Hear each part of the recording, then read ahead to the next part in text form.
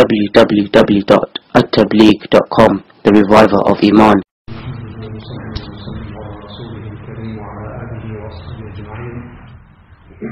Today's talk, inshallah, will be delivered by Hazrat Mufti Ahmad Khan Buri Sahib Dhamma Barakatuh.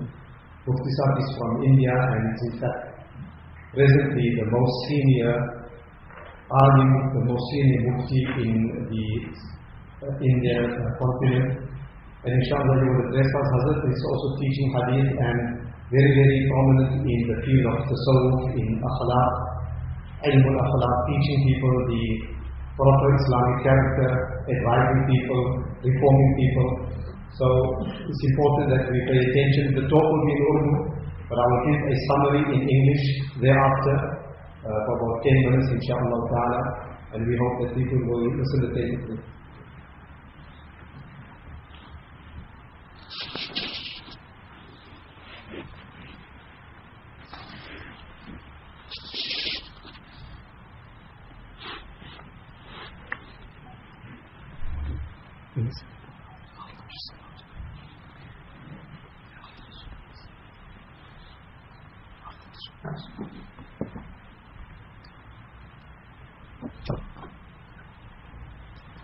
Bismillahirrahmanirrahim.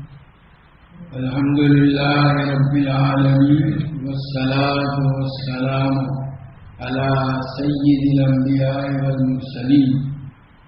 Sayyidina wa Nabiyyina wa Habibina wa Shafi'ina Muhammadin wa alihi wa ashabihi ajma'in. Amma ba'du, Faruqbat ibn Amir radiyallahu ta'ala anhu قال قلت من نجات يا رسول الله قال املك عليك لسانك وليسعك بيتك وابكي على خطيئتك.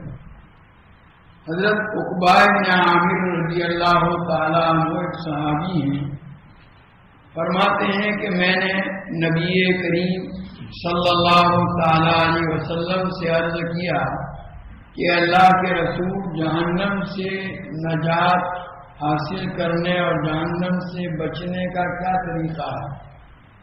تو نبی کریم صلی اللہ تعالیٰ علیہ وسلم نے 3 باتیں ارشاد فرمائی. املک علیک لسانک، اپنی زبان کے اوپر قابو رکھو.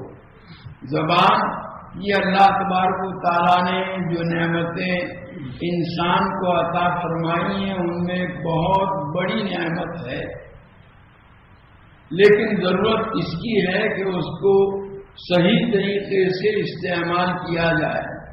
حدیث پاک میں اس کی بڑی اہمیت بتلائی گئی ہے.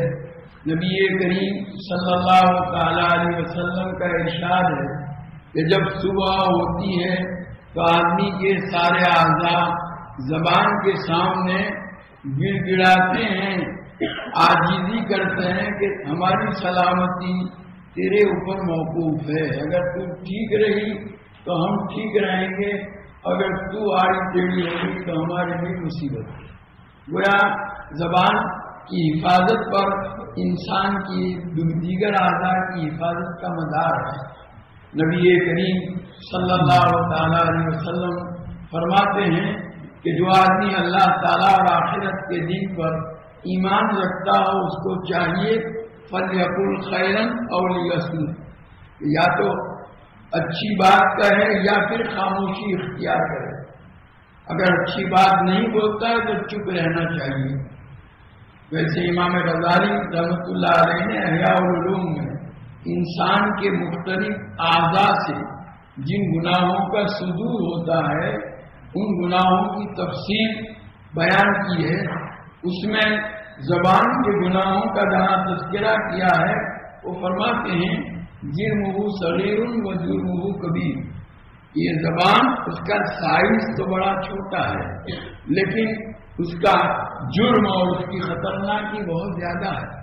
دوسرے اعضاء کے مقابلے میں دیکھنے میں چھوٹی معلوم ہوتی ہے لیکن اس سے جو نقصان پہنچتا ہے وہ بہت بڑا ہے. بخاری شریف میں نبی کریم صلی اللہ تعالیٰ علیہ وسلم کا ارشاد ہے کہ کوئی آدمی کبھی کوئی کلمہ اللہ کی रजामंदी और खुशनुदी का अपनी जबान से निकालता है, और जिस वक्त वो बोल रहा होता है उसको ये ख्याल भी नहीं होता कि मैं जिस कलमे को बोलने जा रहा हूँ वो इतना अजीम और अल्लाह के यहाँ इतना प्यारा है। इसकी वजह से अल्लाह ताला जन्नत के अंदर इसके दर्जात को बुलंद फरमाते हैं। और कभी कोई कलमा अल्लाह की नाराजगी का अपनी जबान से बोलता है, और जिस वक्त बोल रहा होता है उसको यह ख्याल भी नहीं होता कि मैं जो जुमला अपनी जबान से बोलने जा रहा हूँ ये अल्लाह ताला की इतनी बड़ी नाराजगी का सबब है। उसकी वजह से वो जहन्नम में इतना अंदर चला जाता है, इतनी गहराई में, जैसे आज मशरिक और मगरिब के दरमियान फासला है, इतना तवील फासला जहन्नम की गहराई में चला जाता है एक कलमे की वजह से।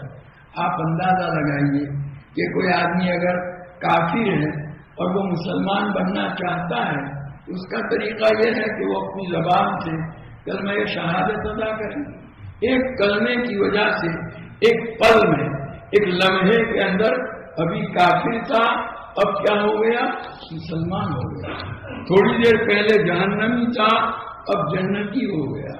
थोड़ी देर पहले अल्लाह का मबगूज, अल्लाह का नापसंदीदा था, और अब अल्लाह का महबूब बन गया। गोया जबान को अल्लाह ताला ने वो सलाहियत अता फरमाई है कि उसकी अंदर से निकलने वाले एक कलमे से आदमी की जिंदगी के अंदर पूरा इनकलाब और तब्दीली आ जाती है। नबी करीम सल्लल्लाहु तआला अलैहि वसल्लम ने उसकी अहमियत को बतलाते हुए इरशाद फरमाया।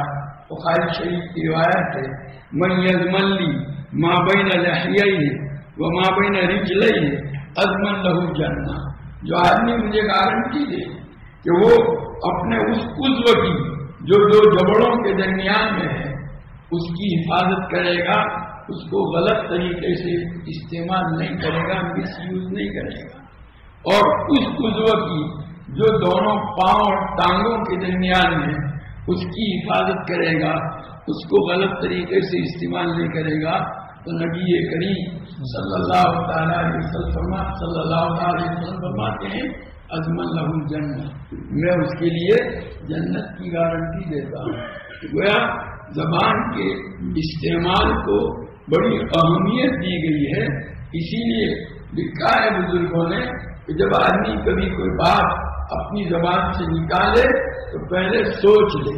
हज़रत हकीमुल उम्मत नव्वरल्लाहु मरक़दहू फरमाते हैं, पहले तोलो फिर बोलो। यानी जो बात अपनी जबान से निकालना चाहते हो पहले जरा मुआज़ना कर लो, तो उसको देख लो कि मैं जो बात कहने जा रहा हूँ उसका क्या असर होने वाला है।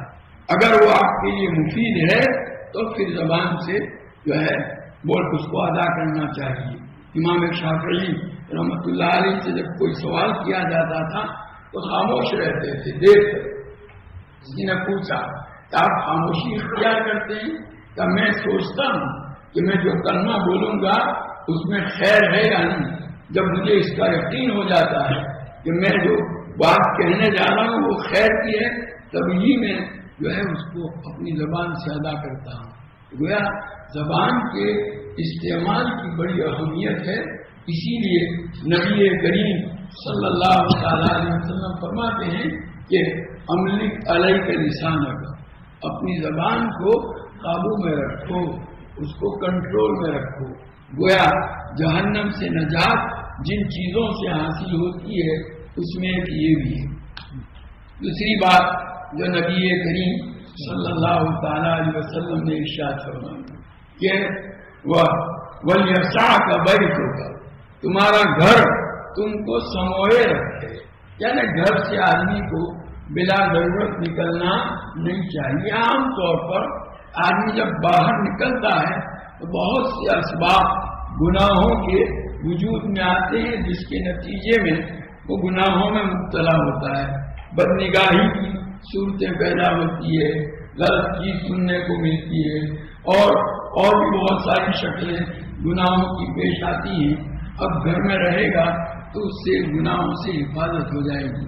वह आपका घर आपको समोए रखे, بلا ضرورت آپ کو گھر سے نہیں نکلنا چاہیے. ہمارے حضرت مفتی صاحب نور اللہ مرتضی مثال دیا کرتے تھے کہ اگر کسی جگہ پر فساد اور دنگا ہو گیا ہے, کرفیو لگا ہوا ہے, گولیاں چل رہی ہے, تو ایسے موقع پر آدمی گھر سے نکلتا نہیں, اس لیے کہ ہر وقت یہ خطرہ رہتا ہے کہ اگر میں گھر سے نکلا معلوم نہیں کہاں سے گولیاں آ کر کے مجھے ختم کر دے گی.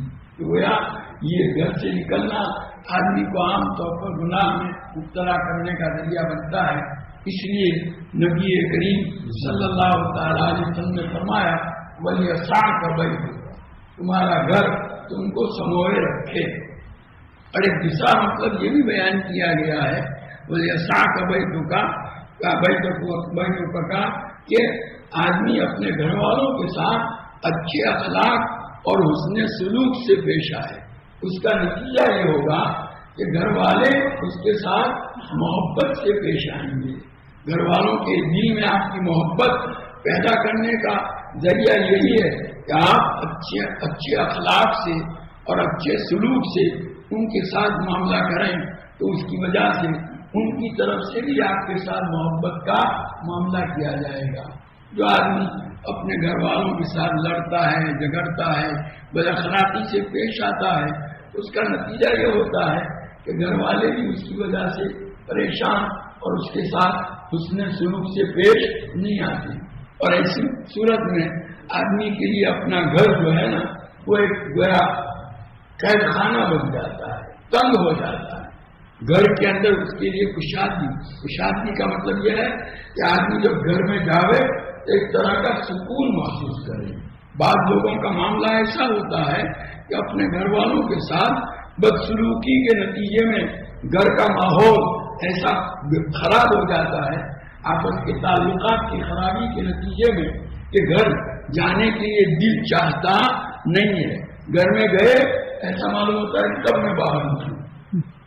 یہ تمہارا گھر تم کو سموئے رکھے کا ایک مطلب یہ بھی ہے کہ آپ کو اپنے گھر والوں کے ساتھ حسن سلوک سے, اچھے اخلاق سے, ان کے حقوق کی ادائیگی کے ساتھ پیش آنا چاہیے تاکہ تمہارے لیے گھر کے اندر قیام جو ہے راحت اور سکون کا باعث ہو. ورنہ اگر ایسا نہیں ہوگا تو ایسا آدمی جو ہے نا گھر میں اپنے لیے تنگی محسوس کرتا ہے. وہ سوچتا ہے میں کب گھر سے نہ باہر نکلوں, مجھے گھر میں بیٹھے نہیں. اور تیسری بات جو نبی کریم صلی اللہ تعالی علیہ وسلم نے ارشاد فرمائی وب کی اعلیٰ خطیئت, اپنے گناہوں کے اوپر روتے رہو. گویا اگر ہم سے گناہ کا صدور ہو جائے تو دل میں ندامت کی کیفیت ہونی چاہیے. رونے کا مطلب یہ ہے کہ اپنے گناہ کے اوپر آدمی پچھتائے, ندامت کا جذبہ اس کے اندر پیدا ہو اور اس کی وجہ سے گویا اپنے گناہ سے توبہ کرے, اللہ تعالیٰ کی طرف رجوع کرے. کوئی گناہ جب بھی ہو فوراً اس کے دل میں یہی ندامت کی کیفیت ہونی چاہیے, جس کا ایک اثر یہ بھی ہوتا ہے کہ گویا اپنے گناہ کے اوپر رو, پچھتاؤ اس پر اللہ تعالیٰ گناہوں کو معاف کرتے ہیں. گویا یہ تین باتیں ایسی ہیں کہ آدمی کو چاہیے کہ اگر اس کا اہتمام کرے گا تو انشاءاللہ اس کے لیے جہنم سے حفاظت ہوگی. اللہ تبارک و تعالیٰ ہمیں نبی کریم صلی اللہ تعالی علیہ وسلم کے اس ارشاد پر عمل کی توفیق اور اہتمام نصیب فرمائے. وآخر دعوانا الحمدللہ رب العالمین. www.attableek.com, the reviver of